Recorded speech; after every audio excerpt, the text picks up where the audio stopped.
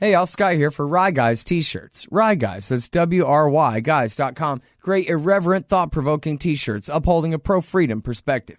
Inspired by such classic humorists as Mark Twain, H.L. Mencken, and Oscar Wilde, they invoke the wit and wisdom of the past to satirize modern myths. These high-quality shirts for men and women look good and feel good, and they make great gifts. Use the coupon code SCOTT for 15% off. Rye Guys t-shirts at ryeguys.com. That's W-R-Y guys.com. All right, y'all, Scott Horton Show. Check out the archives at scotthorton.org and at libertarianinstitute.org/Scott Horton Show. All right, introducing Alex Sobel. Oh, am I saying it right, Sobel? Yeah. All right, good. From the Hypocrite Twins. It's you and your twin brother, huh? Is that it? Yeah, I mean, basically the concept was originally that I wear a red and blue shirts and I debate myself on all the issues. But the idea kind of has been morphing a little bit.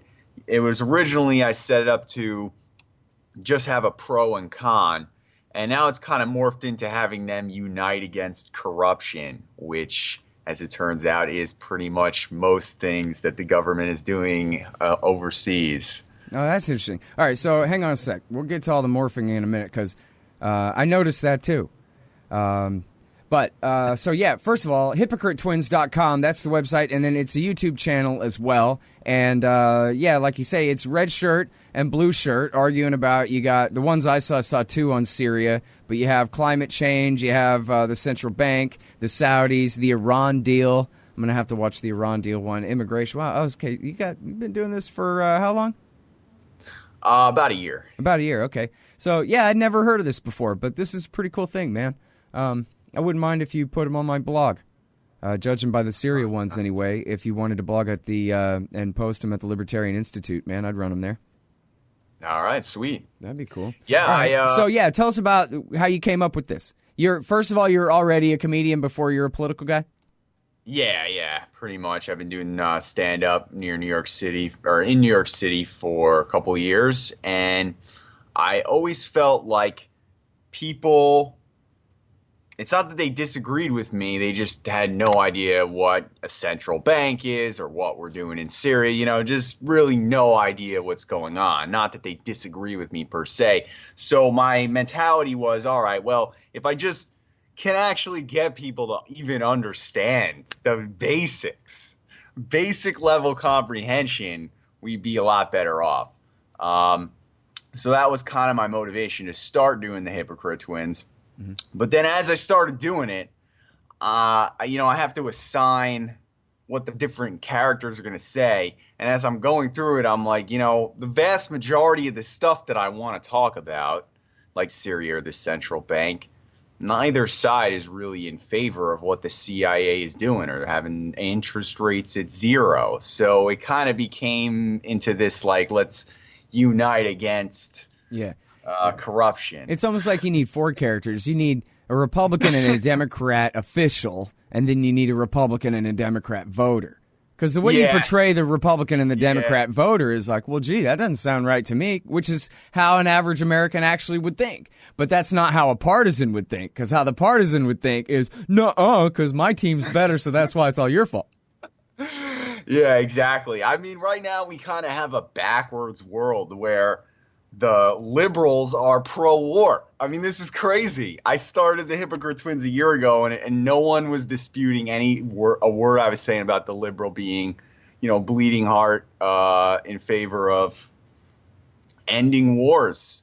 But now with Hillary and the Russia thing, it's a totally backwards-ass world, man. Yeah. Hey, so tell me about the success that you've had with these. I see some of them have some pretty good numbers. It seems like these would be, pretty viral type videos to go around on Facebook and that kind of thing too.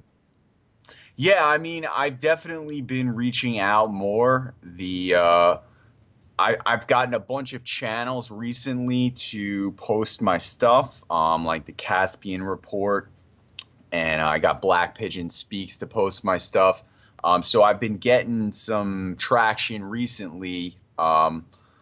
And it's going well. I also do a lot of the social media stuff, the Twitter, Snapchat. I've managed to get a couple thousand people on Snapchat, and a lot of them are under the age of 20, so they really have a very limited political knowledge. Yeah. And, I don't know if you've ever used Snapchat, you only get 10 seconds, but you can have a bunch of 10-second ones in a row. Yeah. And so, it's trying to get millennials and people into getting interested in the subject, the basics, what is the central bank? Why are we arming Al Qaeda? The basics. Right. Hey, and, I want to tell you, too, that I think you do a real good job on them, on the production and everything. Like, I mean, you told me, in the email, yeah, I am a comedian and whatever, but I still thought, well, wait, it's definitely not brothers, right? It's just the one guy. I mean, because there are times where there's both of you in one frame and whatever, and I admit that not that you fooled me, because I guess I already knew better to be fooled, but you had me question it. They're like, wait, are these guys brothers or what? So that means you're doing your job well, I think. Yeah. When people ask me, I always say, oh, yeah, both sides are controlled by the same person, just like the real world. Yeah, there you go. There's no difference. That's cool, But man. yeah, I mean, like I was saying, it's just a totally backwards world with this Hillary thing. I can't even make sense of it. Because I mean, one thing that stood out to me is Paul Krugman. He tweeted that now that Trump won, it's a banana republic, that America is a banana republic. But meanwhile, the word banana republic comes from the CIA in South America, our actions of creating these totally backwards places with dictators that we put in. And Hillary supported a coup in Honduras. So here it is, he's saying, oh, now America is a banana republic, but he's endorsing the creator of banana republics. Yeah, absolutely. I mean, this is crazy. Yeah, oh, the CIA's candidate lost? Well, that's terrible. Yeah. The CIA has killed so many people. I mean, you would probably have a better number than me, but I read it's somewhere in between 11 million and 20 million. Oh, yeah, I mean, who knows? Yeah, and depending on how you count it, if you include all the famines and, Yeah, so I mean, let's say, 15 million or so. So the thing you always hear the neocons say is they always go, oh, well, we have to intervene because such and such person could become the next Hitler. But Hitler only killed 11 million people. So really, Hitler should have said, hey, we got to stop the next CIA, you know? You got to stop the Americans.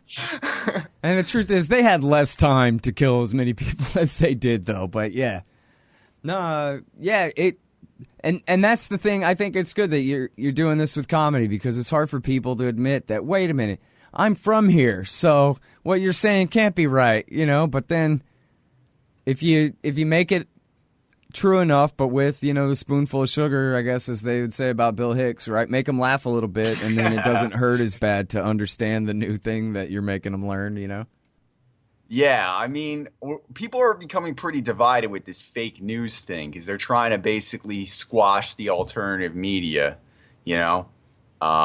Actually, one idea I had was to purposely try and get on the fake news list to get some publicity, Yeah, so that's a good idea. People will be like, man, I don't even know this guy. Hypocrite Twins is fake news. Yeah, that's good. But, antiwar.com was on the list, but I wasn't. My own site wasn't, so.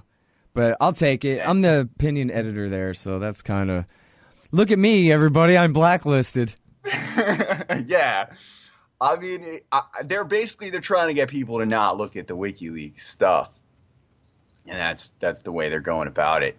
And if you think about it, it's pretty wild, because Arab Spring was started by WikiLeaks. So that means that the people that are starving in war zones are better at reading and deciphering the WikiLeaks than we are, living in affluence, tweeting how they are fake news. Well, and that's the whole thing about it, right? Like, you're really getting to the core of it. If you're spending your day on Facebook trying to understand what's going on, you're really mostly exposed to mainstream news sources.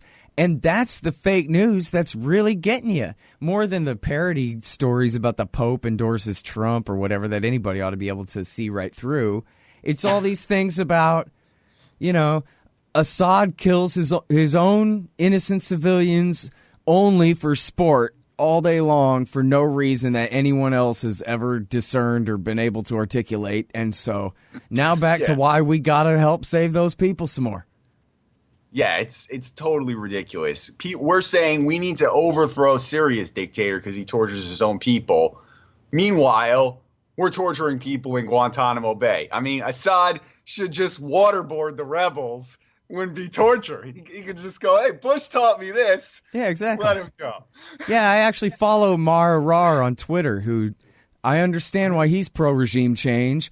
Bush had Assad torture this poor innocent guy who was mistaken identity. He wasn't even the guy they were trying to torture.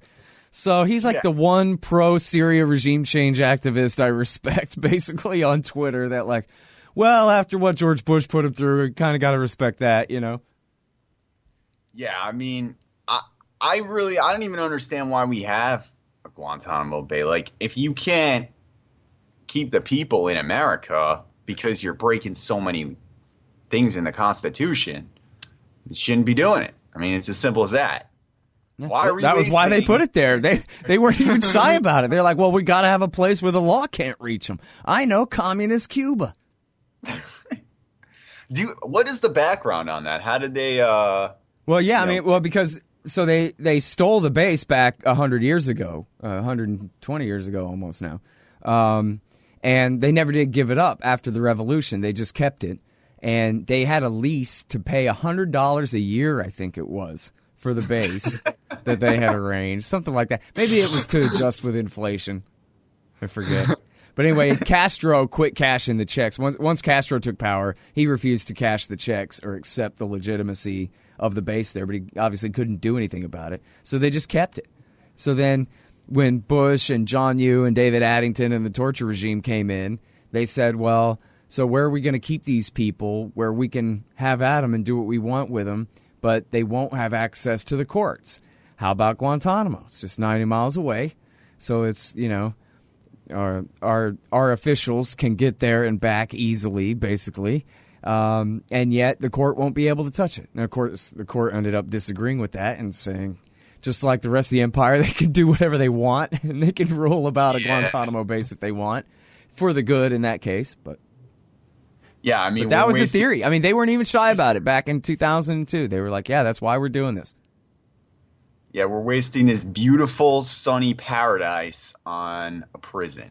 It's so crazy to me. Well, and that's what they keep saying, too. Oh, boo-hoo, they're being tortured. They're laying in the sun. It's great. Yeah. Everybody loves it down there. They got... Did you see his tan? Wait, that's a burn mark.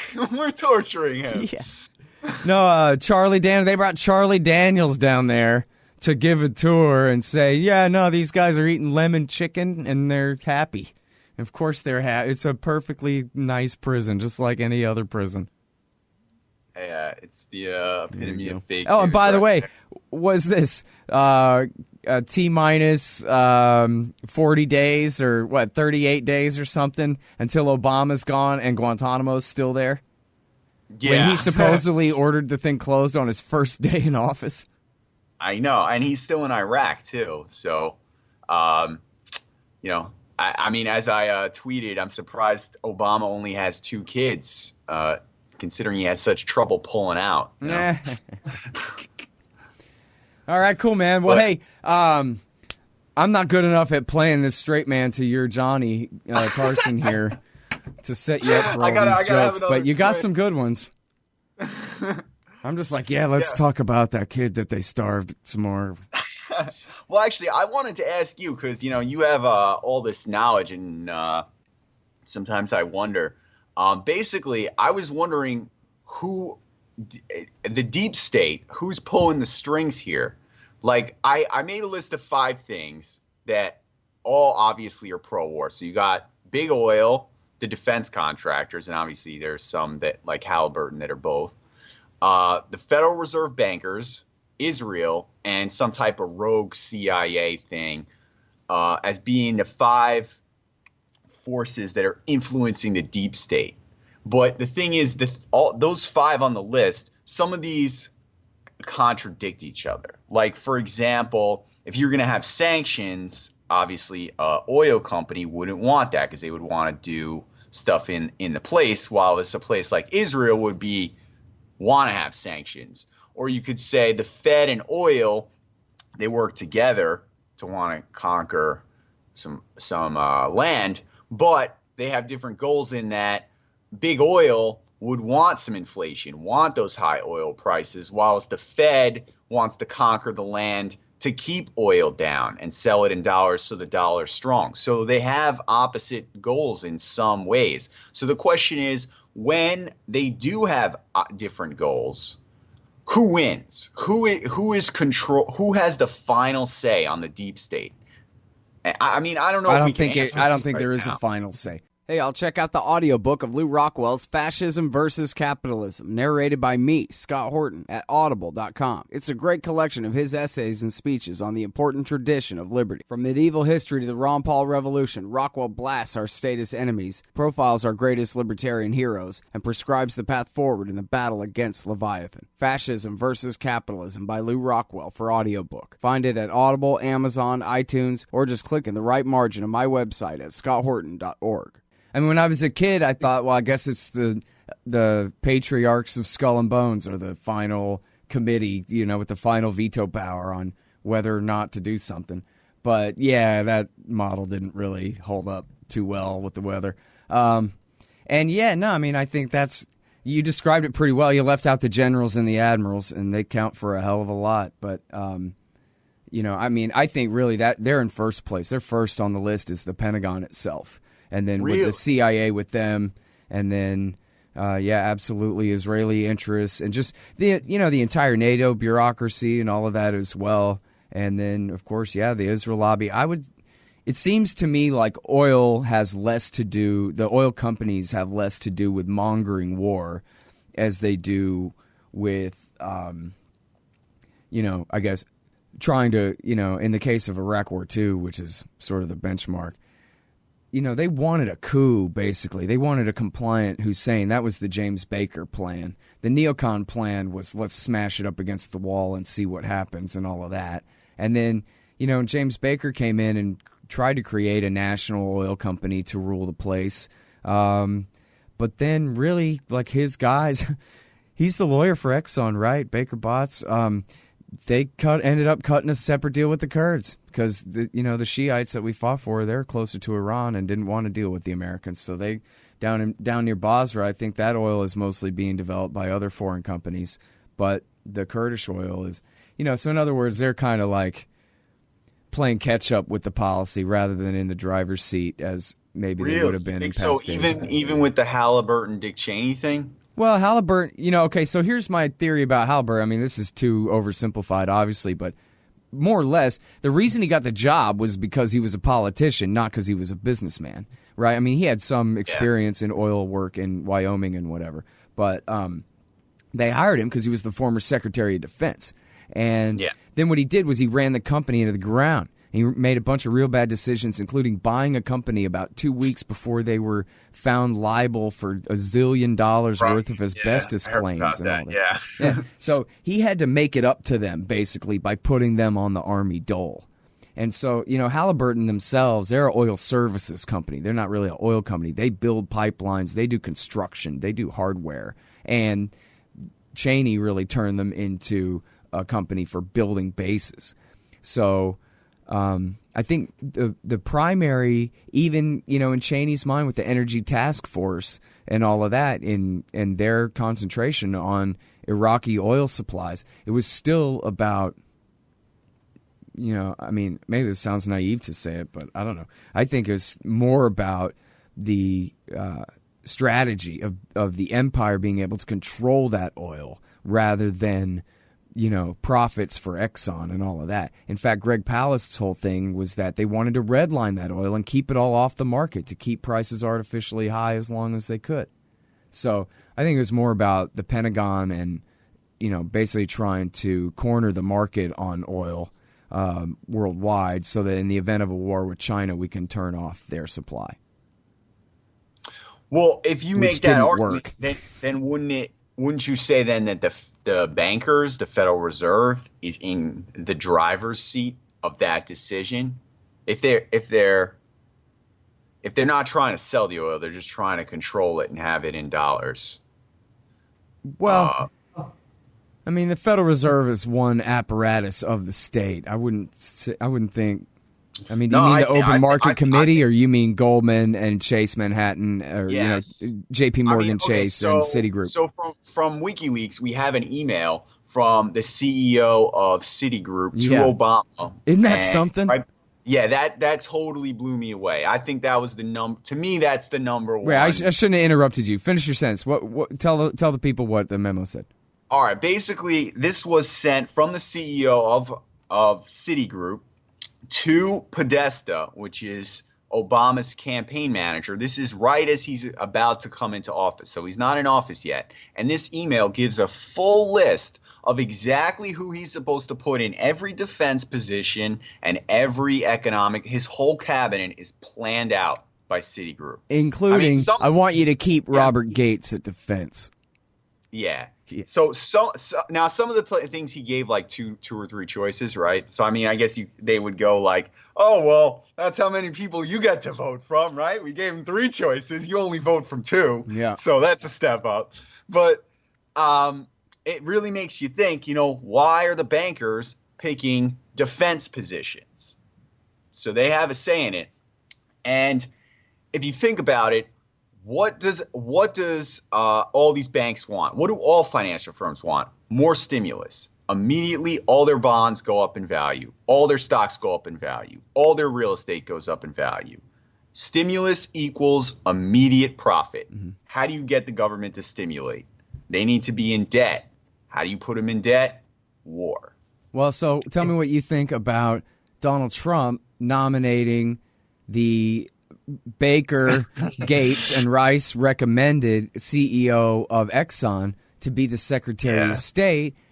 But what do you think about the reaction? Because it seems like all of Washington, D.C., if it's Lockheed versus Exxon, it seems like D.C. is on Lockheed's side, and they're talking about this guy like he's absolutely unqualified just because he's had deals with Putin in the past. And he's the CEO of Exxon, and they're like, who is this scumbag? I mean, do you think that he would want to not have war?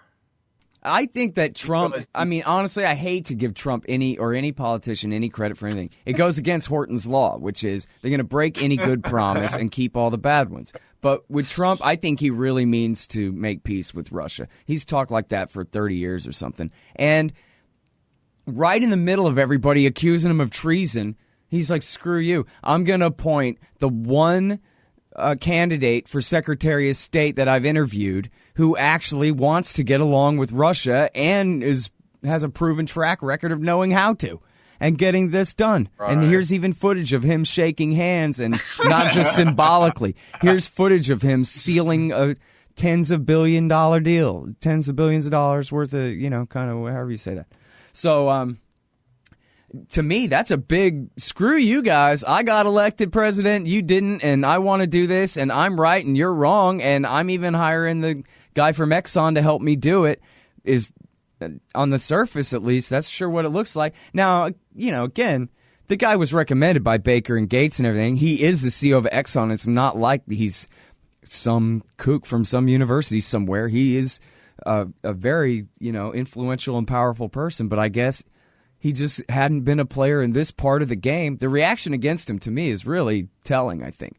That, like socially, what's Gates going to do? Like, not be his friend anymore or something? Somebody this powerful? But on Russia policy, boy, I think these gentlemen have a disagreement, I sure hope they do.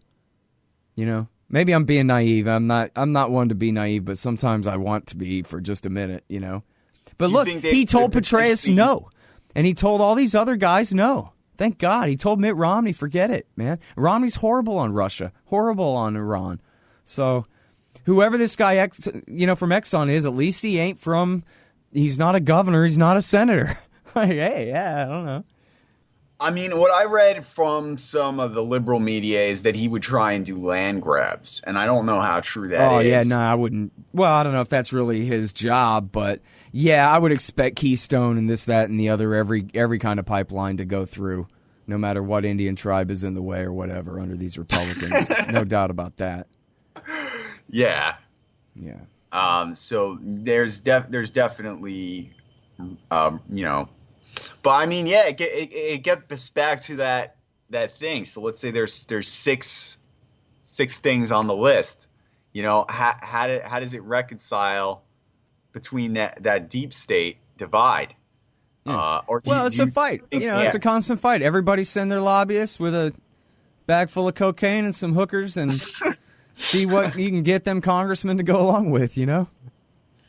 I don't know. I like the idea that, you know, there are agencies of the government that really don't even have names, that, you know, where the paycheck comes, you know, by way of one agency or another, but just, you know, people with a more or less a government license to run things. I mean, like, who's in charge of the operation where the CIA and other federal intelligence type agencies control the state legislatures of the 50 states? Because you know there's a program like that. I don't know if they have a name for it or who's in charge of it, if they run it out of Langley or if they run it out of the military or what. But, you know, my default would be to presume that every state senate in this country has at least one former CIA officer in a very powerful position in it, you know, and that, or current one, because they're not going to let, you know, federalism get out of hand or anything like that. You know what I mean? They got that locked down,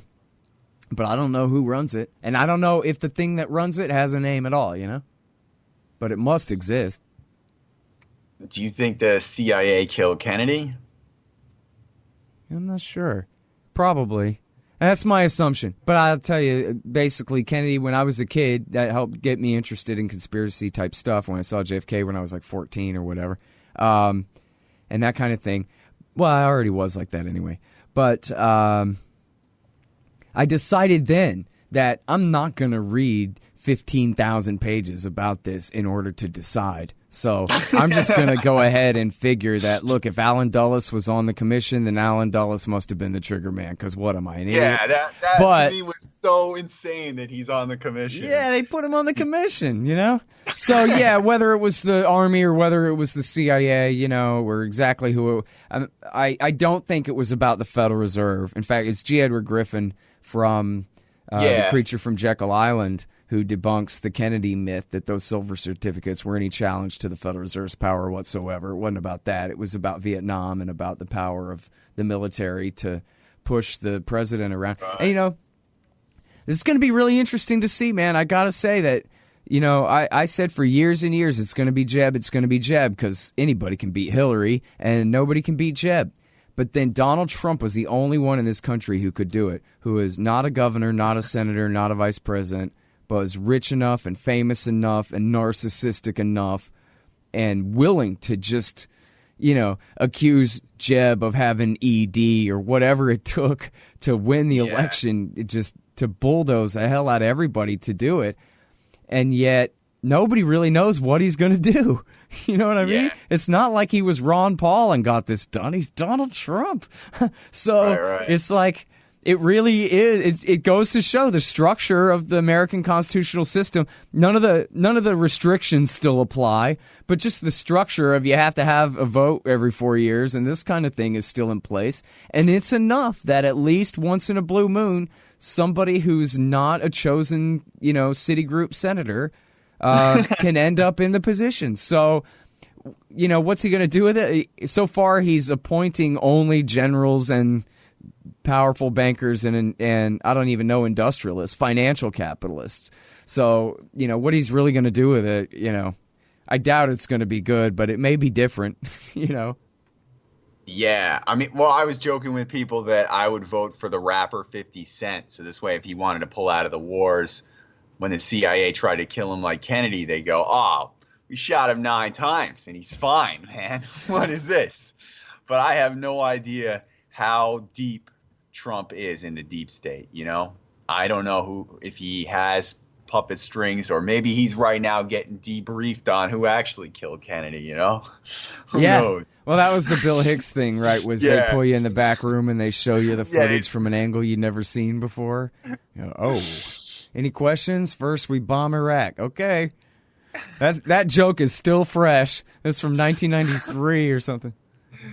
Yeah. Yep. So, yeah, man. Well, look, I like this project that you're doing. I want to. I haven't had the time, but I want to go through and see. You got Iran's revolution on here. You have.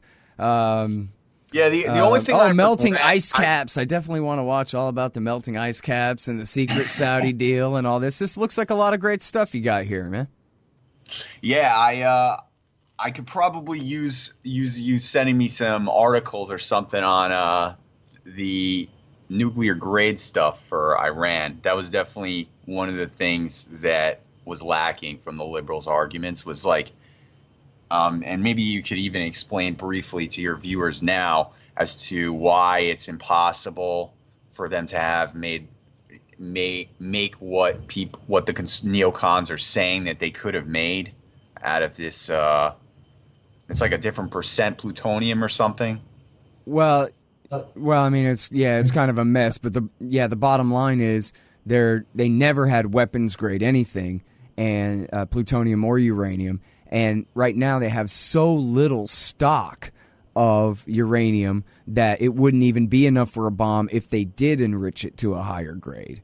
And so that's one thing. And then the other thing is that the inspections regime has been expanded beyond any historical precedent to double extra guarantee that there's no way around that they could use the nuclear program that they have and convert it into a bomb program. But they lacked it before the deal was struck? Before the deal was struck, they had enough low-enriched uranium that if they enriched it to weapons grade, it would have been enough for one bomb. But that doesn't mean it would have been a bomb. It just would have been enough for a bomb. But that's what they call the breakout capability. So they've gone from a latent deterrent to a barely latent deterrent. A much more latent deterrent, I guess, is the better way to put it. Gotcha.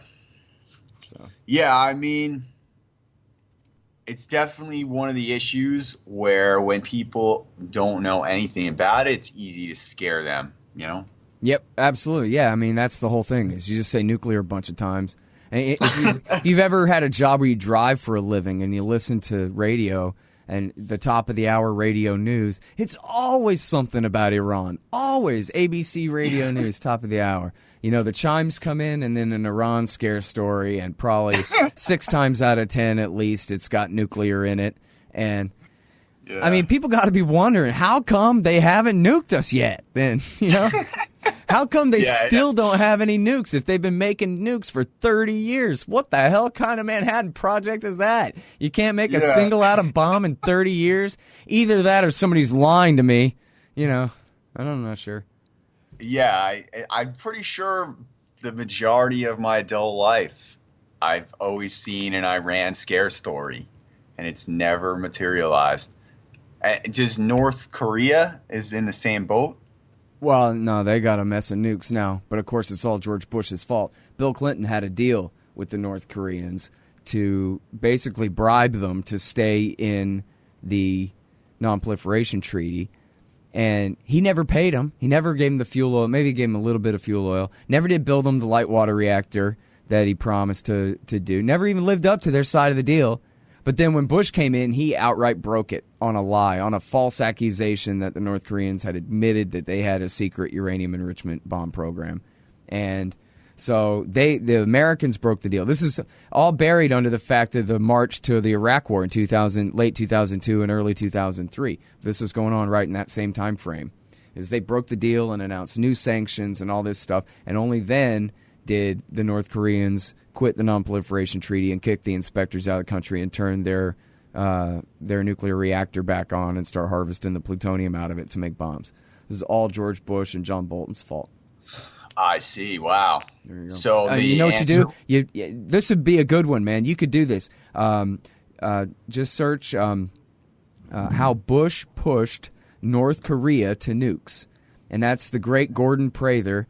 He is a retired nuclear physicist who used to write a whole mess of articles in the Bush years, mostly about Iran, but also about North Korea. And he's a serious nuclear weapons physicist. I mean, he made nuclear weapons, real expert. And he told this story very well. So this would be a great one for the Hypocrite Twins, I think, man. The story of Because like you're saying, you're trying to make this like introductory. What's the deal with North Korea anyway?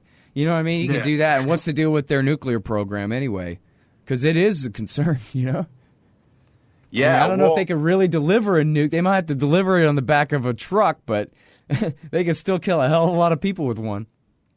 So if you were designing a Hypocrite Twins episode, what would the liberal say? He would say, you know, they're the liberals say Bill Clinton had a perfectly good deal. I mean, you know, no, we shouldn't really pay North Korea money to not be evil, but it was just a little bit of money, and in the scheme of things, who cares, right? We're not talking about libertarian paradise here. We're talking about we had a perfectly good deal. We weren't even living up to our side, and they were still within their side. They weren't making nukes until Bush ruined everything. And then your question is whether you want Red Shirt to be a neocon or whether you want him to be like a Red Stater guy. Because, you know, if he's a Tea Party guy, he might say, that's right, the Bushes suck. But, yeah, I don't know. Right. I'll leave your art to you, man. I'll just tell you what happened there. Gotcha. Well, I mean, right now the situation is what? Just try and not step on any toes to spark. Yeah, I mean, up Obama's basically done nothing except leave it status quo and do nothing, which is, you know, really unfortunate. And who knows what Trump's going to do? I mean, he said, well, he's going to lean on China and make China lean on North Korea. Well, okay, but what? Does he think nobody ever tried that? I mean. And the Chinese have their own reasons for keeping North Korea independent from the South and independent from the Americans, right? So, you know. What's going on with the Taiwan thing? Is that just totally it's the art of the deal. Soapbox opera? Yeah, well, it's the art of the deal. I mean, right now we have a situation where Taiwan is independent and everybody knows it, but we don't call it that. And we pretend that it's one country and will someday, again, all of it, Taiwan will be ruled by Beijing. But someday it'll never come. And in the meantime, we're going to keep selling weapons to Taiwan to make sure someday never comes. And that's the status quo since Nixon. And so Trump has come in and he tweets, and it's like, oh my God. Yeah, well, he took a phone call from the president about the bombs we're selling them. Yeah, but so this is the art of the deal, right? Is you bring up old stuff, and you know, just to disrupt everything, and then get what you want. So, you know, at the end of the day, the strategy there probably won't change. It's probably not meant to. It might end up leading to a serious reaction. But so you think Trump purposely was trying to show that we have something over China? Yeah, because the liberal media is making it out to be like, oh, what a buffoon. Nah, Trump, you know, I think there was a pretty credible piece in the Post that where his people, I think, pretty credibly explained that they did it deliberately. They've been planning it for a long time, and that in fact Bob Dole, the former senator and former presidential candidate, was the lobbyist who helped arrange it. So it wasn't just a one-off thing. It was a planned deal. So I see. You're going to have a lot of material to work with in your little comedy show here, buddy. I'll tell you what.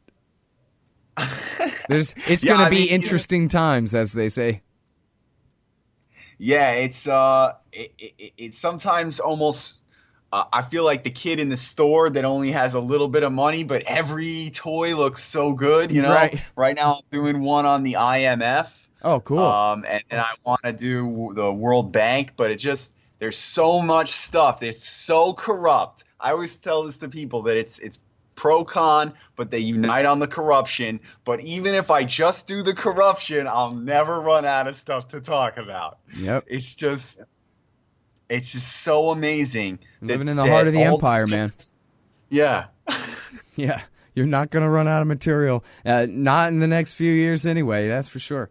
All right, well, listen, I got to go, man, because I got to go. But this has been great, and I hope everybody will look at your stuff. Again, everybody, it's Alex Sobel, hypocritetwins.com, and find him on YouTube. And there's a bunch of great ones. And if you want, man, I'll give you the keys to the blog, and you can start posting these on the Libertarian Institute website as well if you want. Nice. Thank you so much, man. Thank you for having me on. And, yeah, absolutely. Hope to see you again soon. Thank you for doing it. Appreciate it. Bye.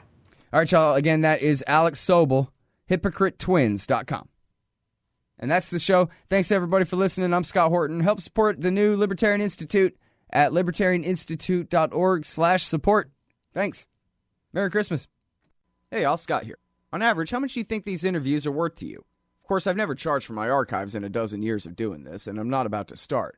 But at patreon.com/Scott Horton Show, you can name your own price to help support and make sure there's still new interviews to give away.